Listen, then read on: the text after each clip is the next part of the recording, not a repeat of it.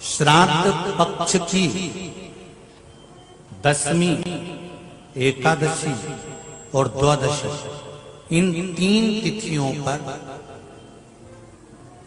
एक रोटी में थोड़ा सा मीठा रखकर सोमक पितृ का नाम लेकर यदि गाय को खिला दिया जाता है, तो अगर कोई पूर्वज प्रेत योनि में भी पड़ा हुआ होता है, भटक रहा होता है, जिसको पिंड नहीं मिला, जो अचानक मर गया होता है, अधोगति में चले गया होता है, उस जीव की मुक्ति दशमी श्राद्ध पक्ष की, एकादशी श्राद्ध पक्ष की और द्वादशी श्राद्ध पक्ष की, ये 3 दिन सोमक पितृ का नाम लेकर रोटी में, पूड़ी में मीठा रखकर अगर गाय को खिला दिया जाता है ये 3 दिन तक, तो वो पितृ कभी भटकते नहीं है, उनको मुक्ति प्राप्त हो जाती है, मोक्ष में।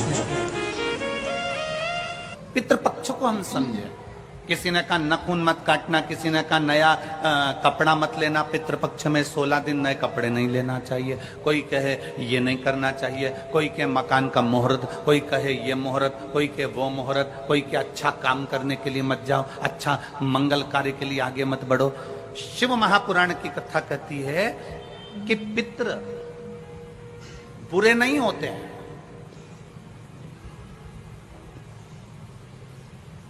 पितृ बुरे नहीं होते हैं। आज लोगों के मन में बड़ा भय हो जाता है। व्हाट्सएप खोलो, फेसबुक खोलो, तो ब्राह्मणों के लिए लोग कमेंट्स करना प्रारंभ कर देते हैं कि अब श्राद्ध पक्ष चालू हो गया, ब्राह्मण जीमने के लिए जाएंगे। कोई ब्राह्मण की तुलना कौवे से कर देता है, कोई कुछ कह देता है, कोई कुछ कह देता है। ना,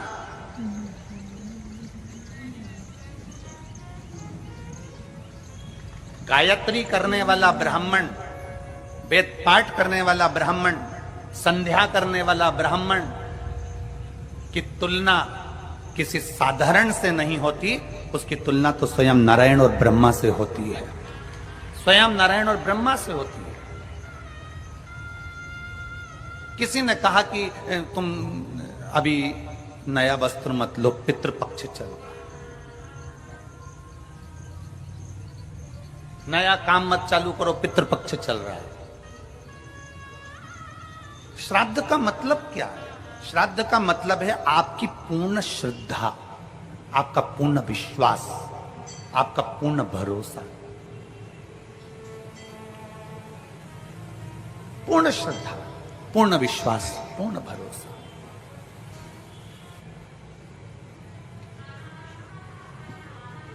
पितृपक्ष श्राद्ध का समय गलत समय नहीं है। कोई काम आपको शुरू करना है तो पितृपक्ष में शुरू कर सकते, बस पितृपक्ष में एक काम चालू करो। पितृपक्ष में बन सके गौ माता को रोटी दो, पितृपक्ष में बन सके गौ माता को जल दो, पितृपक्ष में बन सके तो भूखे को भोजन कराओ, प्यासे को पानी पिलाओ। पितृपक्ष में बन सके, तुम्हें किसी ने कह दिया, कोई विद्वान ने तुम्हें बता दिया कि तुम्हारे पितृ दोष है, तुम्हारे घर में काल सर्प दोष है, तुम्हारे घर में ऐसा दोष है, तो एक काम चालू करो, 16 दिन श्राद्ध के एक चावल का दाना देवाधिदेव महादेव के शिवलिंग पर समर्पित करो, दूसरा चावल का दाना अशोक सुंदरी की जगह पर समर्पित करो, और 1 लोटा जल पहले अशोक सुंदरी वाली जगह पर थोड़ा सा चढ़ाओ, उसके बाद शंकर भगवान को उस जल को अर्पित करो, अपना गोत्र बोलकर, अपने पितरों का स्मरण कर कर आपका पितृदोष अपने आप शांत हो जाएगा, दोष मिट जाएगा, आपका पितृदोष शांत, आपका दोष समाप्त।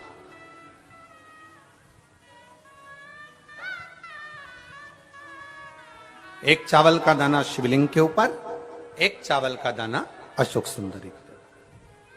और जल कहां चढ़ाना है? पहले जम के बोलो जरा, आवाज नहीं आई, जम के बोलो जरा, अशोक सुंदरी की जगह। और फिर जल कहां चढ़ाना है? शिवलिंग के ऊपर, शंकर बाबा को क्या बोलकर? अपना गोत्र। जिसको गोत्र नहीं मालूम उसको एक चीज मालूम होना चाहिए, शंकर का नाम, श्री शिवाय नमस्तुभ्यम, ओम नमः शिवाय, नमः शिवाय, गौरी शंकर।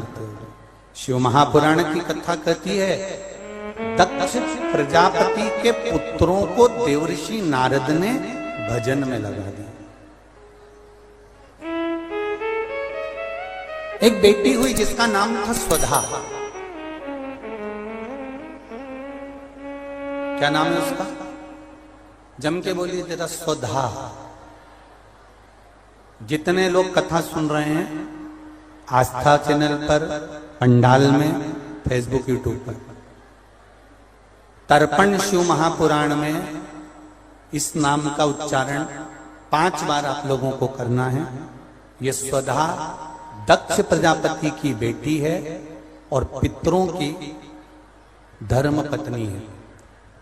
इस पितरों की धर्म पत्नी स्वधा का नाम लेने से, अगर हमने कंडा, गोबरी, गाय का जो गोबर होता है कंडा, उसको जलाकर अगर धूप नहीं दी हो, या किसी ब्राह्मण को भोजन आदि नहीं कराया हो, या तिलांजलि तर्पण नहीं करा हो, पिंड नहीं दिया हो, या श्राद्ध पक्ष में किसी को कोई दान ना करा हो, तो उसका दोष ना लगे, उसके लिए तर्पण शिव महापुराण में पितरों की धर्म पत्नी स्वधा का नाम का स्मरण आप और हमको साथ में करना है। सभी लोग एक साथ में बोलेंगे, स्वधा स्वधा स्वधा स्वधा स्वधा।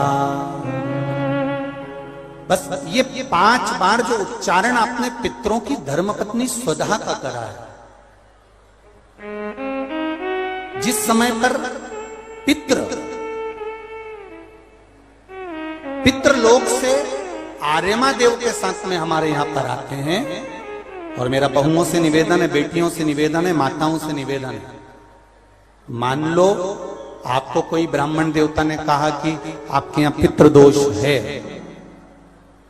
आपको कह दिया कि पितृदोष है, तो आपको घबराना नहीं है कि महाराज जी मुझे क्या करना पड़ेगा। पितृदोष है, एक चावल का दाना घर में से लीजिए, हथेली पर रखिए, पानी का जो मटका होता है, हंडा होता है, पानी का जो मटका है, हंडा है, जहां पर रसोई घर में तुम पानी रखते हो, उस हंडे के पास में, मटके के पास में उस चावल के दाने को लेकर जाइए, अपने पितरों का स्मरण कर स्वधा स्वधा स्वधा स्वधा स्वधा 5 बार बोलकर शंकर भगवान के शिवलिंग पर, तुम्हारे घर में शिवलिंग हो तो घर में, और अगर मंदिर में शिवलिंग हो तो मंदिर में, उस चावल के दाने को चढ़ा दीजिए। कैसा भी पितृदोष होगा समाप्त हो, मात्र स्वधा का स्मरण बहुत।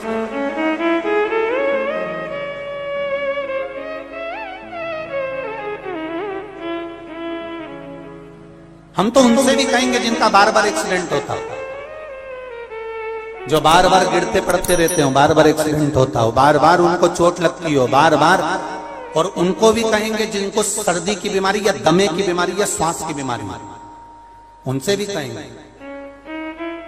कि श्राद्ध पक्ष में एक चावल के दाने का प्रयोग स्वधा नाम से अवश्य करें। चलने में दम नहीं भराएगी, श्वास नहीं भराएगी, और दूसरा जो सर्दी का जिसको कोटा होता है, बार बार सर्दी हो जाती है, निमोनिया हो जाता है, कफ बना रहता है, उनके लिए भी स्वधा नाम का स्मरण। महाराज स्वधा नाम का स्मरण। दक्ष प्रजापति के घर में बेटी का जन्म हुआ जिसका नाम था स्वधा। स्वधा का जन्म लेते ही स्वधा श्वेत वस्त्र को धारण करती थी।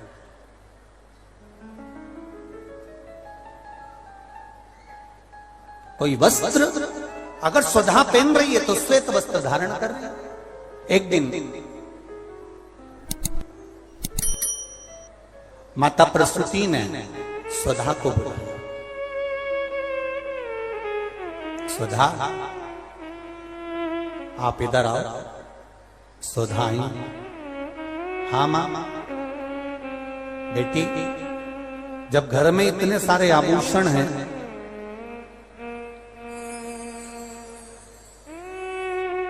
और घर में इतने सारे आभूषण जब रखे हुए हैं, तो तुम उन आभूषणों को धारण क्यों नहीं करते?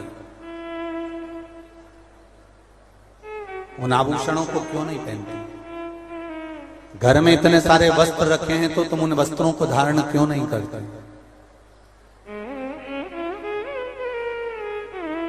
स्वधा कहती हैं मां। संसार सागर में जब किसी के प्राण छूट जाते हैं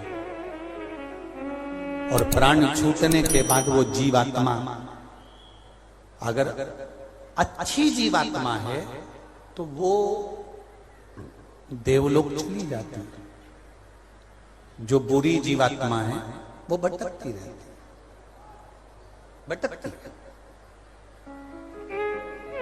मां उन जीवात्माओं के कल्याण के लिए मैं श्वेत वस्त्र धारण करता हूं। श्वेत वस्त्र, श्वेत चावल का दाना,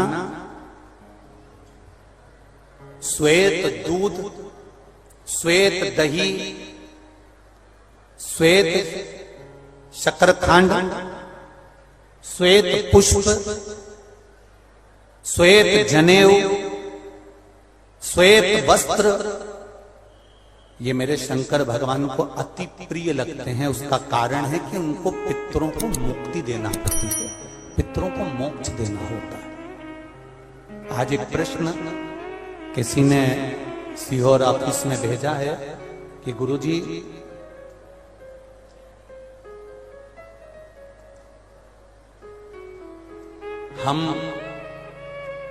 हमको श्राद्ध पक्ष में हम जो ब्राह्मण को भोजन कराते हैं या हम किसी को भोजन कराते हैं तो वो हमारी जीवात्मा को क्या वो मिलता है?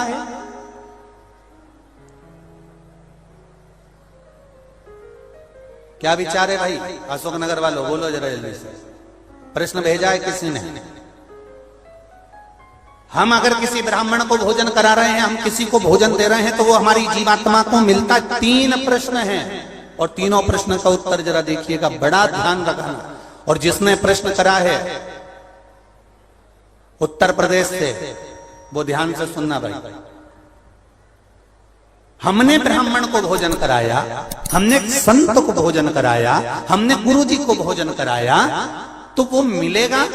पहले तो ये अंदाजा करिए कि आप भोजन दादा ससुर के नाम से करा रहे हो तो दादा ससुर का नाम लेना पड़ेगा। बोलो सही है कि गलत है?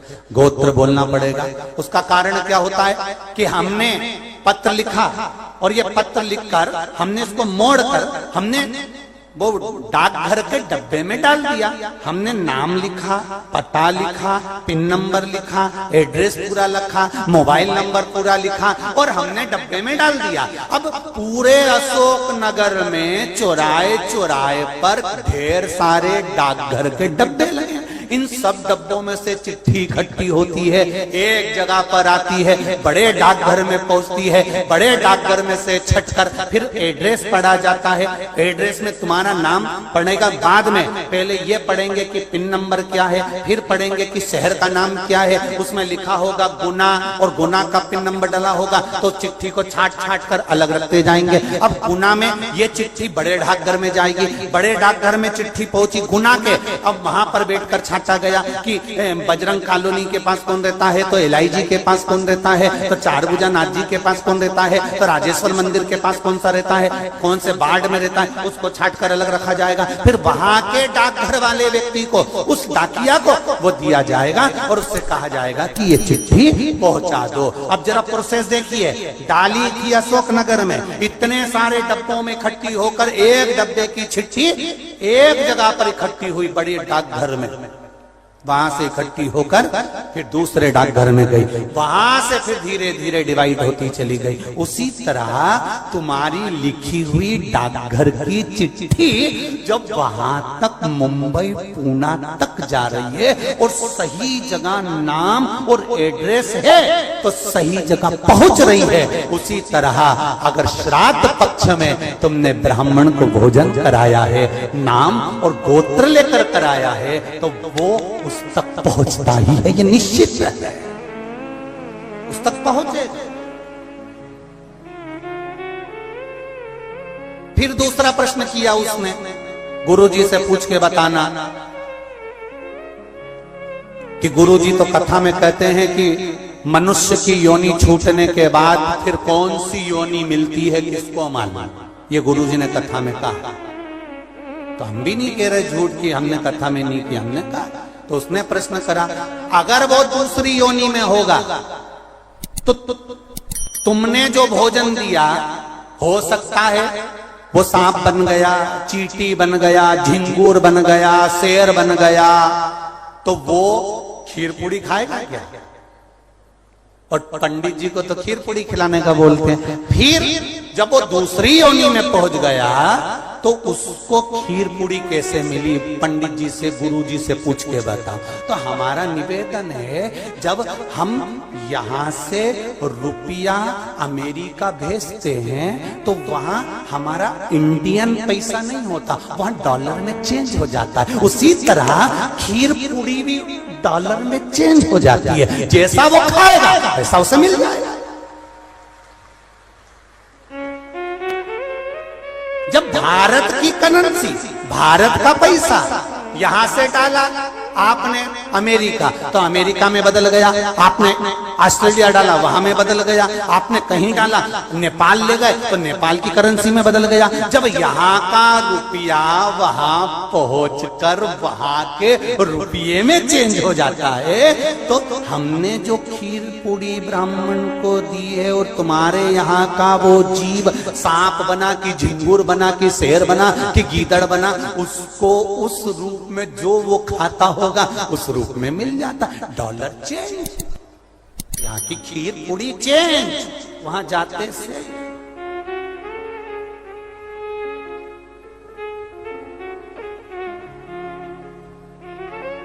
फिर तीसरा प्रश्न लिखा, अगर हमारे घर के पूर्वज शिव महापुराण की कथा सुन सुन के तर गए तो फिर हम श्राद्ध काय को करें? उनको तो मिलेगा ही नहीं, वो तो वैकुंठ पहुंच गए, फिर उनको श्राद्ध में भोजन कराने से मतलब क्या?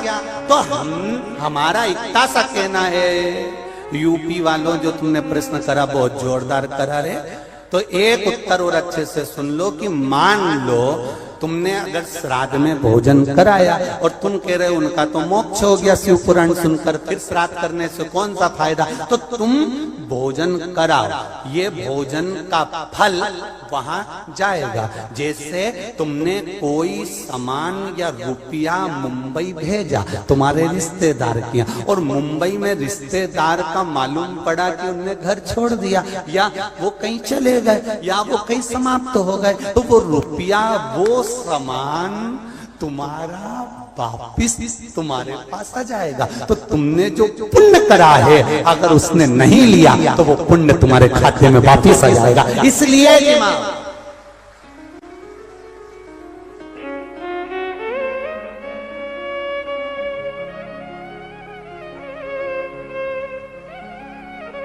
पुण्य करो, सत्कर्म करो और कथा का स्मरण। बड़े बड़े किस्मत वाले हैं अशोक नगर वालों, बहुत बहुत किस्मत वाले हो, घर जाके नजर उतरवा लेना राई उन से, इतनी जोरदार किस्मत पायो कि तर्पण शिव